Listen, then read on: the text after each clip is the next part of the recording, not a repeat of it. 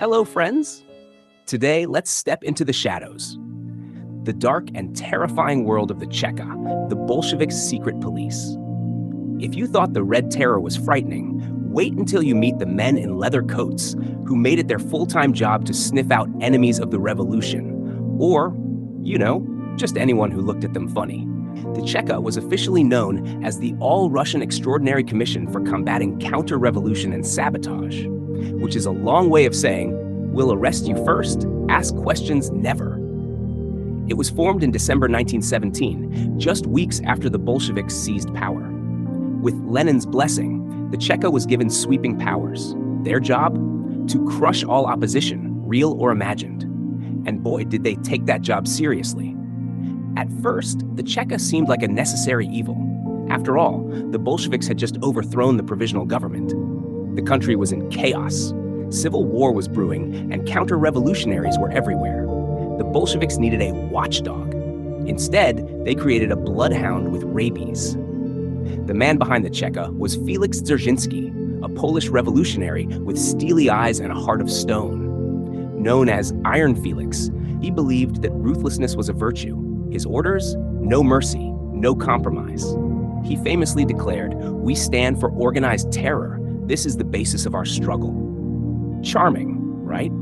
And Dzerzhinsky wasn't kidding. The Cheka didn't mess around. They could arrest anyone they suspected of being anti-Bolshevik. No trial, no evidence, no need for a reason. Just a knock at the door, and you were on a one-way trip to the basement. From former Tsarist officers and White Army sympathizers to priests, intellectuals, and ordinary citizens, anyone could be labeled a counter-revolutionary. Even a bad haircut or a suspicious mustache could get you shot. The methods? Gruesome doesn't even cover it. The Cheka became experts in creative cruelty. They didn't just execute people, they liked to experiment. Victims were boiled alive, flayed, or even tied to planks and slowly fed into furnaces. There were reports of prisoners having their skin peeled off and their wounds covered with salt. You'd think such barbarism would make the public turn against them. But here's the kicker.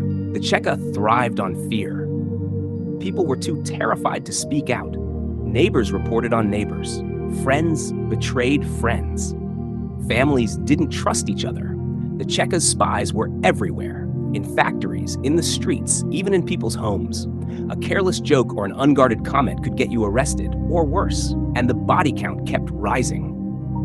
During the Red Terror, 1918 to 1922, the Cheka is estimated to have executed around 250,000 people, though some historians argue the number could be even higher. Mass graves were filled with people whose only crime was being in the wrong place at the wrong time. But the Cheka wasn't just about executions and torture. They were also masters of psychological warfare. They made sure people knew that resistance was futile. Their agents would leave blood-soaked clothing of victims outside their homes as a warning. In some cities, they nailed the corpses of executed prisoners to the prison gates. By the early 1920s, the Cheka had become a state within a state, with unlimited power. Even some Bolsheviks began to fear the monster they had created. When Lenin died in 1924, the Cheka was renamed the GPU and later the NKVD under Stalin. But the terror didn't stop. It only evolved into an even deadlier beast. So what did the Cheka leave behind? Fear, trauma, and a lesson in absolute power.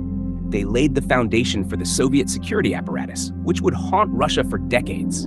The NKVD, the KGB, and other future secret police organizations all took notes from the Cheka's playbook.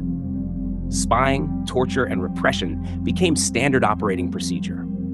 And with that, we leave the Cheka's dark and blood-soaked legacy behind us. But the nightmare isn't over yet.